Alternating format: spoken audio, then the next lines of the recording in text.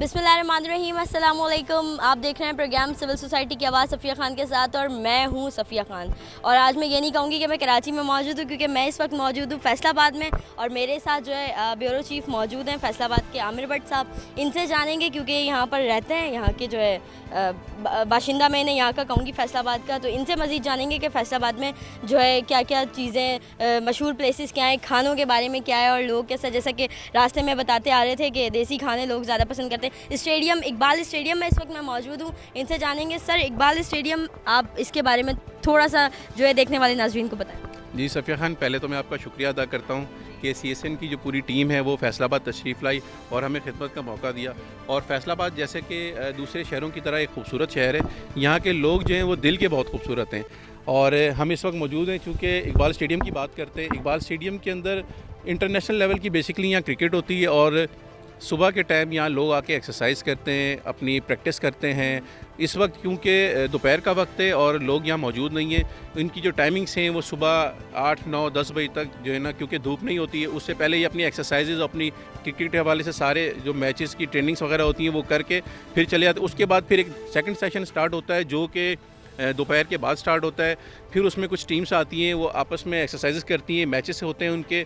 और इकबाल स्टेडियम, क्योंकि हम पूरा पाकिस्तान जानता है कि इकबाल स्टेडियम इंटरनेशनल लेवल की क्रिकेट का एक स्टेडियम है। यहाँ पे इमरान खान और बाहर से आए हुए प्लेयर्स, उन्होंने आके यहाँ अपना लोहा, अपनी कंट्रीज़ का लोहा मनवाया।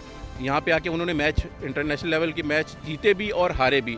और पाकिस्तान, मैं ये समझता हूँ, जो मैंने देखा है कि यहाँ पे एक अपनी कंट्री के अंदर जो हमारे प्लेयर्स खेलते हैं उनके अंदर एक ऐसा जज्बा होता है, अवाम की ऐसी सपोर्ट होती है। जब वो अपने ग्राउंड के अंदर क्रिकेट कर रहे होते हैं तो उनके अंदर जज्बा ऐसा होता है कि वो बड़े जोशो खरोश से अब क्रिकेट खेल रहे होते हैं। जैसा कि हम लोग अभी यहाँ आए तो हमें किसी ने रोका नहीं, जब मैचेस हो रहे होते तो सिक्योरिटी के इंतजाम जो है अलर्ट। जी जी, बिल्कुल बिल्कुल ऐसा ही है। जब मैचेस स्टार्ट होते हैं तो यहाँ पे गेट्स पे जो गार्ड्स वगैरह खड़े होते हैं और किसी को अंदर नहीं आने दिया जाता।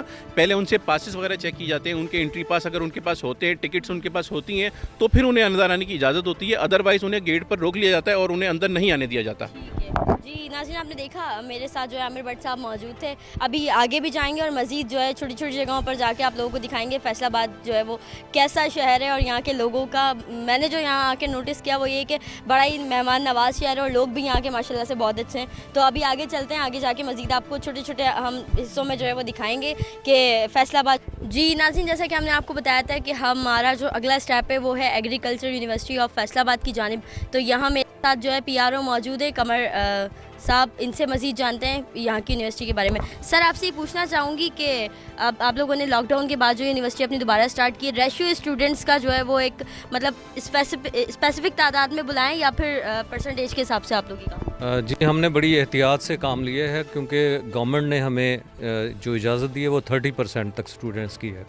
तो हमने अभी सिर्फ PhD और MPhil के स्टूडेंट्स को बुलाया है और अभी हम एक ट्रायल बेस पे, आप पायलट बेस पे कह लें, कि इन स्टूडेंट्स को हम मॉनिटर करेंगे, इनको हम सोशल डिस्टेंसिंग के साथ, और ख़ास तौर पे हमने इनके हॉस्टल्स को ख़ास तवज्जो दी है क्योंकि जब हॉस्टल्स में लोगों का इंटरेक्शन होता है तो वो बड़ा क्लोज़ कांटेक्ट होता है, तो उसमें हमने बड़ा केयरफुली इनको मॉनिटर किया है, हमने डिसइंफेक्ट किया है और इसके अलावा डेंगू के हवाले से भी हमने मेजर्स लिए हुए हैं। तो एक पूरा माहौल बनाया है, ख़ास तौर पे फिर उनके खाने पीने के हवाले से कि वहाँ जमा एक जगह ना हो, तो वो पूरा एक मैनेज किया गया है। ठीक है। अच्छा, मैं आपसे ये पूछना चाहूँगी कि आप लोगों ने दोबारा से यूनिवर्सिटी स्टार्ट की है, SOPs पे कितना अमल दरामद स्टूडेंट्स आप लोगों के करें जितने आने वाले हैं, या फिर जो है उसकी खिलाफ वर्जी की जा रही है? नहीं, हमारे स्टूडेंट्स डिसिप्लिन के हवाले से बहुत केयरफुल हैं और ख़ास तौर पे ये सीनियर्स हैं जो हमारे PhD और MPhil के होते हैं। ज़ाहिर है ये बड़े मैच्योर किस्म के लोग होते हैं, तो ये अभी मास्क लगा के आ रहे हैं और उनको जो कुछ कहा गया है उस पर पूरी तरह अमल दरामद कर रहे हैं।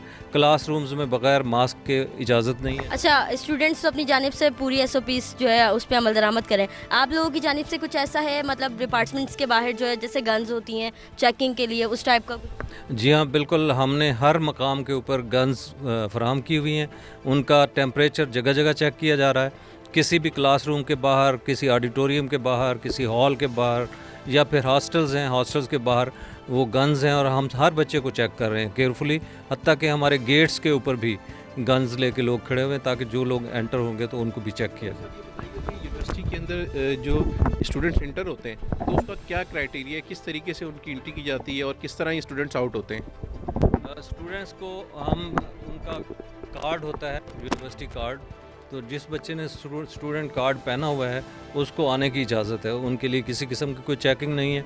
बाकी गेस्ट को चेक किया जाता है और उनको फिर मॉनिटर भी किया जाता है, क्योंकि हमें पता है कि जो हमारे बच्चे वो कार्ड पहन के आ रहे हैं उनको हमने क्लासरूम्स के बाहर चेक करना है। उनका टाइम बचाने के लिए हम बाहर लाइन में नहीं लगवाते, उनको हम उनकी क्लास के बाहर चेक करते हैं।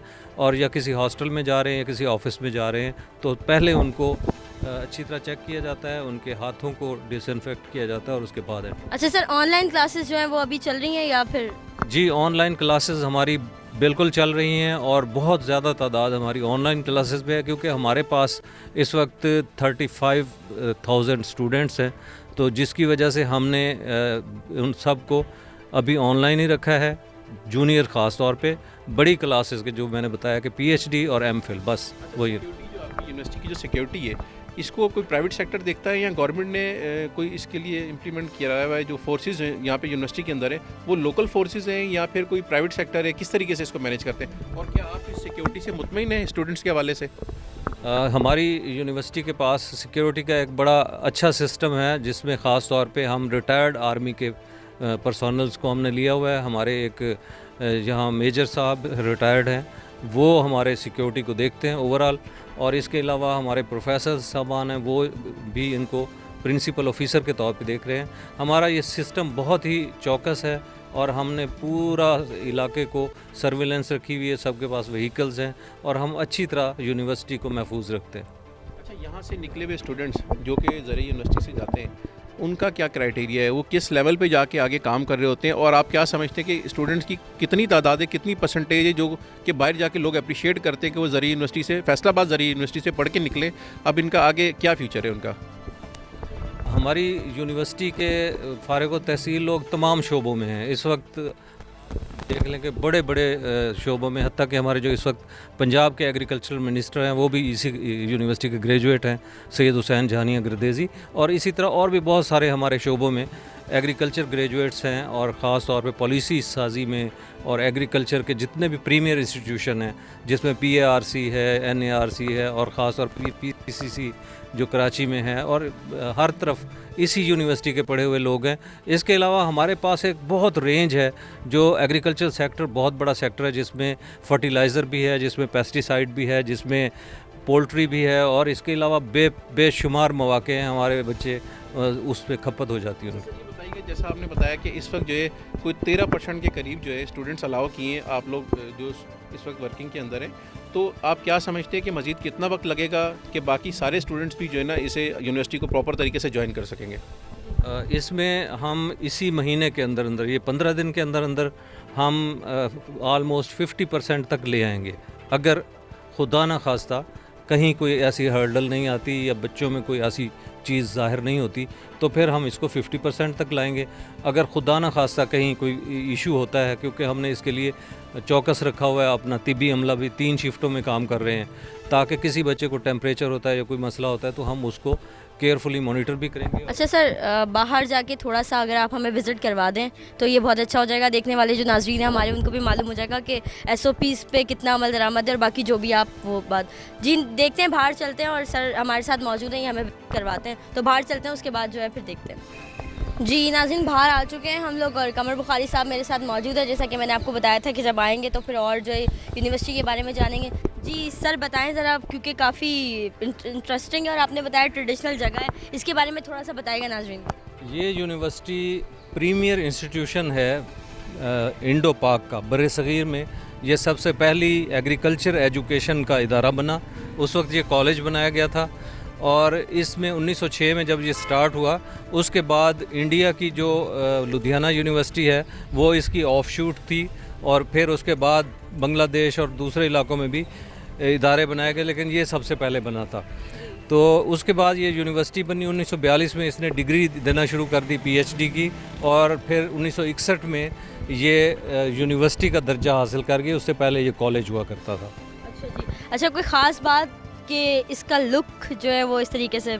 हाँ जी, ये इसका जो लुक आप देख रहे हैं ये एक्चुअली रोम के एक थे आर्किटेक्चर, जिन्होंने पंजाब यूनिवर्सिटी और इस्लामिया कॉलेज पेशावर और ये इसका एक जैसा स्ट्रक्चर बनाया, और उस ज़माने में अंग्रेज़ों ने इसको ख़ास तौर पे ये स्ट्रक्चर रखा था, तो वो ये उसकी अलामत है। अच्छा जी, बड़ा एक इंटरेस्टिंग ये बात है कि बहुत अच्छी हम लोगों को लगा, हम लोग यहाँ पर आए और सर ने जैसा हम लोगों को यूनिवर्सिटी के बारे में बताया, तो मैं यही कहना चाहूँगी कि यूनिवर्सिटी जो है वो काफ़ी अच्छी है। और मैं यही कहूँगी उन लोगों से भी कि सर लॉकडाउन खुल गया है तकरीबन, अब जैसे जैसे आते जाएंगे स्टूडेंट और ज़्यादा, आप लोगों को भी पता है कि तालीम जितनी, क्योंकि हमारा पाकिस्तान में जो है कोरोना वायरस की वजह से इतना ज़्यादा तालीम का लॉस हुआ है कि क्या कहते हैं, कोई परसेंटेज होगी आपके माइंड में ऐसी कि कितना परसेंट लॉस होगा? लॉस तो हमारा अच्छा खासा हुआ है, और ख़ास तौर पे हमारे यहाँ ये जो नन्हे फरिश्ते होते हैं, ये एंजल्स हैं, तो हम इन्हें लॉस एंजल्स भी कह सकते हैं। ये एंजल्स हमारे जो है इनका नुकसान ज़्यादा हुआ है, लेकिन ये यूनिवर्सिटी में अब बच्चे आना शुरू हो गए हैं। अल्लाह करे कि ये हालात बेहतर रहे तो हम इस महीने के आखिर तक 50% तक इसको ले आएंगे। अच्छा, जाते शहर के अंदर यूनिवर्सिटी होने की वजह से जो इतराफ़ के इलाके यहाँ के, वहाँ का इन्वायरमेंट और ये ग्रीनरी की वजह से वो बड़े लोग खुश होते हैं। मुझे पता लगता है कि जेल रोड और आसपास के जो लोग हैं वो सिर्फ इसकी ग्रीनरी की वजह से उनको बड़े फ़वायद हैं। बिल्कुल, ये आप देख रहे हैं कि ये पाकिस्तान का आप ग्रीनेस्ट कैंपस करार दे सकते हैं। आप देखें हर तरफ आपको हरियाली नज़र आएगी, और यहाँ दरख्तों को आप देखें कि इतने अशजार हैं और इतने परिंदे हैं, और यहाँ नेचुरल माहौल है। आप देखें हर तरफ परिंदों की आवाज़ें आ रही हैं, तो यहाँ के लोग आते हैं सैर करने के लिए, और शहर से 2 या 3 डिग्री टेम्परेचर कम होता है इसका, तो ये एक खूबसूरती है इस यूनिवर्सिटी की। सर, ये आम पब्लिक को आप लोग परमिशन देते हैं कि वॉक के लिए सुबह या शाम में अगर वो किसी वक्त आना चाहें तो उसको परमिशन है कि वो आ सकते हैं? बिल्कुल, ये तालीमी इदारा है और इसकी तो बाहें हर वक्त खुली हैं कि जब भी लोग आना चाहें, और ख़ास तौर पे सुबह के वक्त लोग बहुत ज़्यादा आते हैं, और उस वक्त परिंदों की चहचहाहट भी है और ताज़ा हवा भी होती है, बड़ा खूबसूरत समा होता है। अच्छा सर, आप भी यहीं के यूनिवर्सिटी में स्टे करते हैं या आपकी रेजिडेंस यहीं आसपास फैसलाबाद शहर के अंदर है? हमारी तो यूनिवर्सिटी के अंदर ही रेजिडेंसेस हैं, क्योंकि यहाँ रेजिडेंशियल कॉलोनीज़ बनी हुई हैं, तो बहुत अच्छा यहाँ रिहाइश का इंतज़ाम दिया गया हम लोगों को। अच्छा जी सर, आपसे एक लास्ट क्वेश्चन मैं ये करना चाहूँगी, जब मैंने आपके पास आके अपना इंट्रो दिया था तो मैं ये, आपने मुझे उस वक्त नहीं बताया था कि आप एक कार्टूनिस्ट हैं, तो मुझे काफ़ी इंटरेस्टिंग ये बात लगी है आपकी, उसके बारे में थोड़ा सा बताएं, क्योंकि जो आपने 1-2 शेर भी कहे वो मुझे बड़े अच्छे लगे, तो नाज़रीन को भी थोड़ा सा जो है वो बताएं। मैं ये कहना चाहूँगा कि असल में कार्टूनिस्ट का काम होता है कि वो बहुत छोटे से जुमले में और छोटे से एक कार्टून में बहुत बड़ा मैसेज देता है, और मैं ये समझता हूँ, मेरा बिलीफ ये है कि आप किसी के चेहरे पे एक मुस्कुराहट लाते हैं तो ये बहुत बड़ी नेकी है। इस ज़माने में जब हर बंदे को दुख है, परेशानियां हैं, स्ट्रेस है, तो अगर आप किसी के अपनी गुफ्तगू से या किसी एक कार्टून से लोगों के चेहरे पे थोड़ी सी मुस्कुराहट लाते हैं तो ये एक सदका है, और इस पे काम होना चाहिए। पाकिस्तान में गिने चुने 10-20 कार्टूनिस्ट हैं, और मैं अल्लाह ताला का शुक्र अदा करता हूँ कि मैं उनमें शामिल हूँ। ठीक है जी, बहुत शुक्रिया आपका, आपने अपना कीमती वक्त हमें दिया जी। नाज़रीन, अपने प्रोग्राम का इख्तिताम करती हूँ, और सर से भी इजाज़त चाहेंगे कि अब यहाँ से निकलें, तो अपना बहुत सारा ख्याल रखिएगा। फिर अगले नए टॉपिक के साथ, नई इशू के साथ दोबारा हाजिर होंगे। अपना बहुत सारा ख्याल रखिएगा। अल्लाह निगहबान।